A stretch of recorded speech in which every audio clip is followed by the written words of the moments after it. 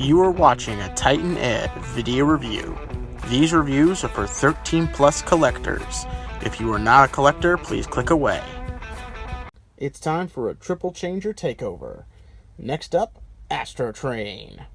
And welcome to another Titan Ed video review. It's time for a Titan Shake that video review.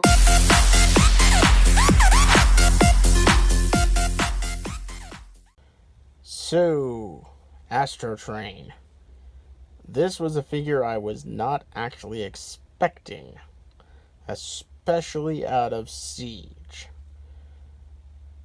That's not to say he's not wanted. I like this figure more than you'd think. Well, it is flawed, and this is flaws that are mostly generated by Siege and some of the size changes, particularly in the leader class.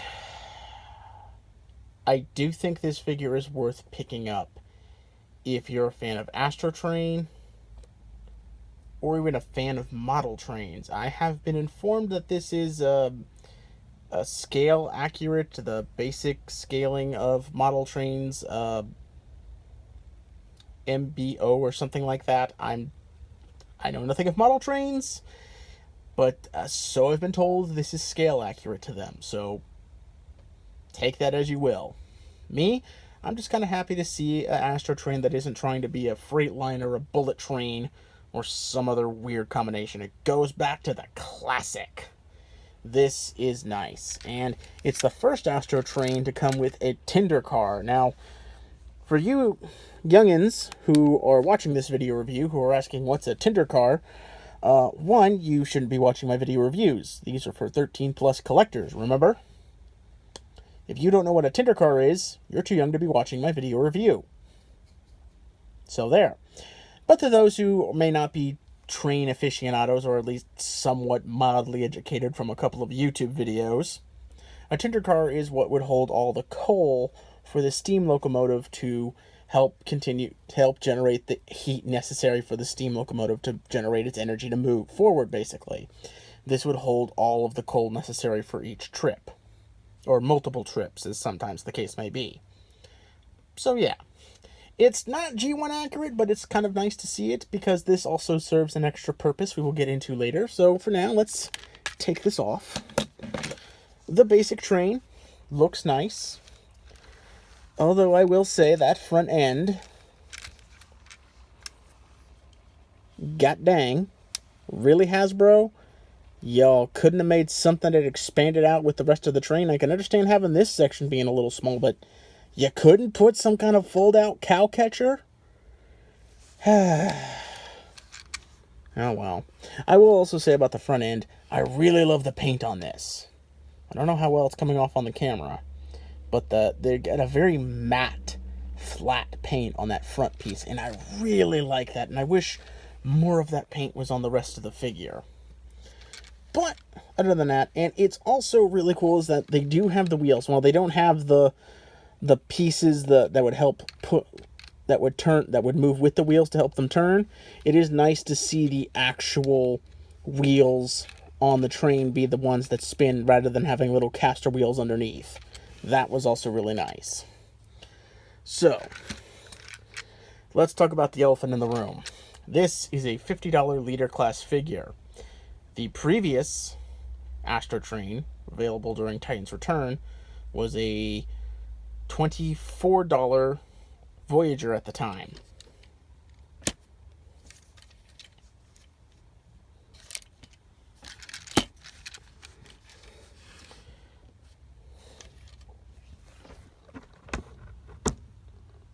Really, Hasbro? Really? Come on.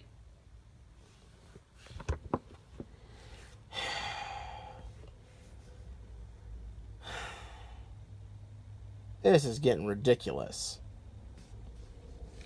If this size class problem goes any further south, we're going to start hearing banjos. Oy vey. So yeah, he is a little small. Even if I were to bring back in the extra unit, he still clocks in as still a little short, just by a little bit. That's a little ridiculous. Now, granted, the Titan's Return figure is kind of bisecting himself in a weird way, so it's not a fair comparison. When we get to Shuttle Mode, you'll see probably a little bit fairer comparison. But yeah.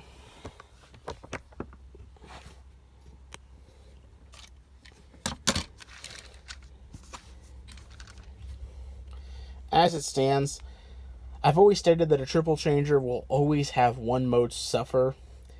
And in my opinion, it ain't the train mode that suffers in this with this triple changer. This train mode is nigh perfect. It's really that front end bit that I think it suffers the most with. Outside of that, I think this train mode is almost perfect. It's everything you'd want from a G1 recreation of Astrotrain.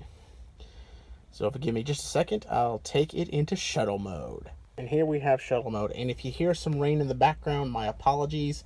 It's decided to want to start raining while I do the finishing up this video review. So yeah, my apologies for anybody who's been hearing some noises during this review. The Shuttle Mode. Like I always say, a triple changer always has one mode suffer, and the Shuttle Mode here is definitely the one. Ouch. That back section, just a gappy mess. Oof. Oh, don't get me wrong, I still think it's a way better than the Titan's Return figure, but the Tinder card could have been used in, I think, a much more effective way if it wasn't being used for such lame purposes here in Shuttle Mode. And we'll get into that in just a second. But as for the Shuttle Mode by itself, it's not, again, not the worst Shuttle Mode. You know, it's certainly miles ahead of Titan's Return and classics. But I'm gonna definitely need a third-party upgrade set ASAP. This back section just it really just needs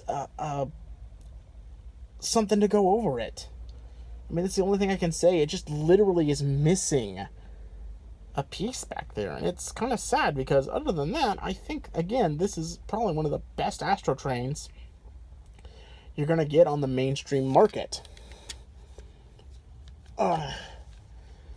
So if you give me just a second, I'll show you what I mean about the tinderbox. Okay, in train mode, this thing works, but for Shuttle Mode, it's a freaking nightmare, and we have to start with what's inside the actual the tinderbox.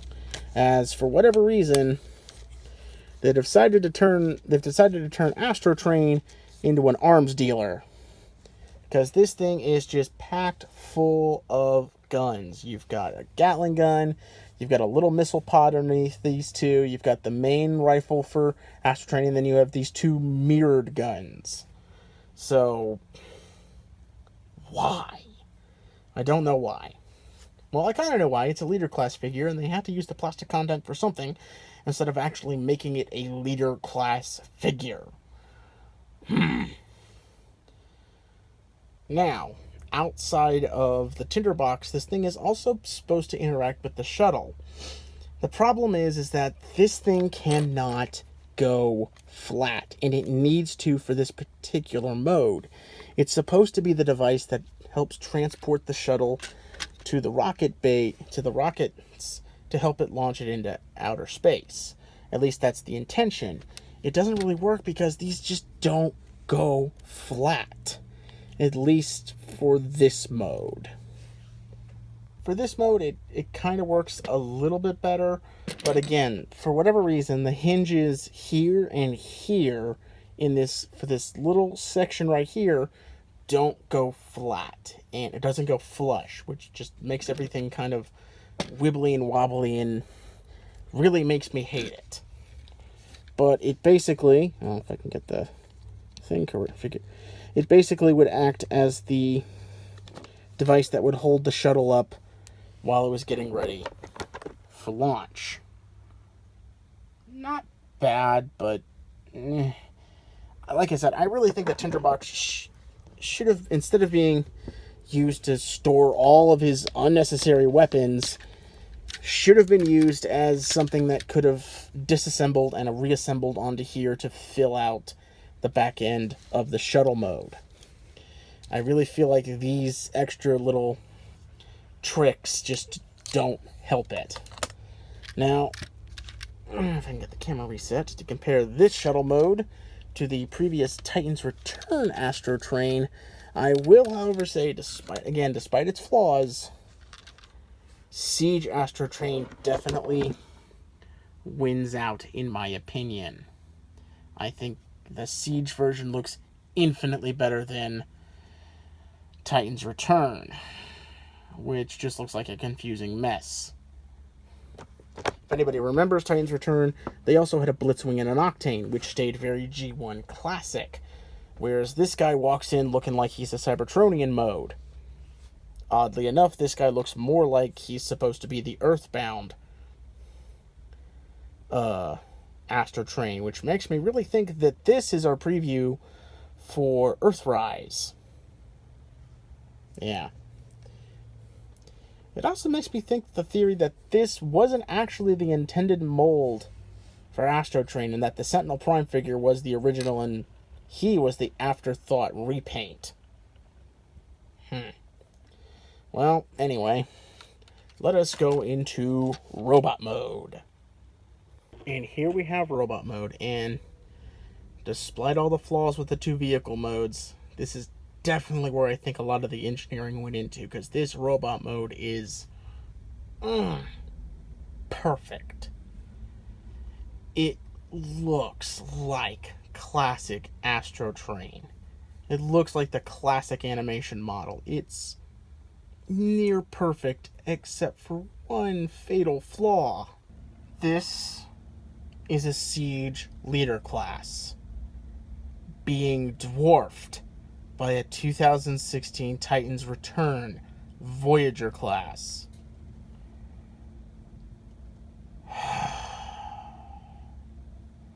Do you see why we're so frustrated with the price and size change now? Seriously. If this thing didn't have cartoon accuracy to it, I would say not to buy it at all.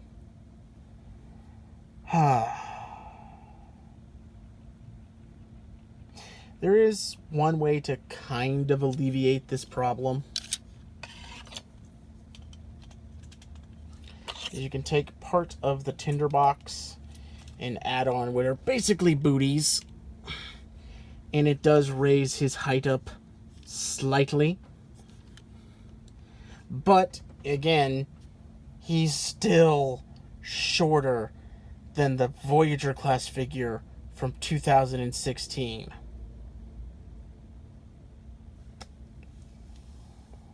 Oh, really? Really, Hasbro? Man, you gotta be upping your game just a little bit more with the engineering. That shuttle mode does not make up for the fact of how small this figure is. If it did not come with the tinderbox and all of his guns, I'd be a little more ticked off. So there's another reason why he has those feet extensions.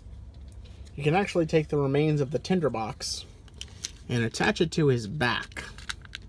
And the instructions do say to do this. I guess it's to store all of his extra weapons when they're not in use, but it's kind of useless. I know some people have kind of used it to make extra weapon kind of attachment points for him, but yeah. Yeah, that's another problem. That connection point is so strong, it rips the other connection points for his backpack completely off. But yeah, honestly, the tinderbox is useless. Is somewhat useless in robot mode. Its only real use is to kind of act like a minecart for any Battle Masters or Micromasters you may have lying about. But despite that, the robot mode is good, and he does come with a decent amount of guns. The one odd one out, though, is this missile pod. And in all honesty, outside of his one gun that looks like his Generation 1 gun, most of these other guns are going to find homes with other Transformers, particularly this one, because if we turn this thing around, that kind of looks like a flash cube, doesn't it? I'm probably going to end up sticking this on my reflector. My Siege refractor, I mean. Trademarks. But it kind of looks like a flash cube, so I might be sticking that on my refractor set.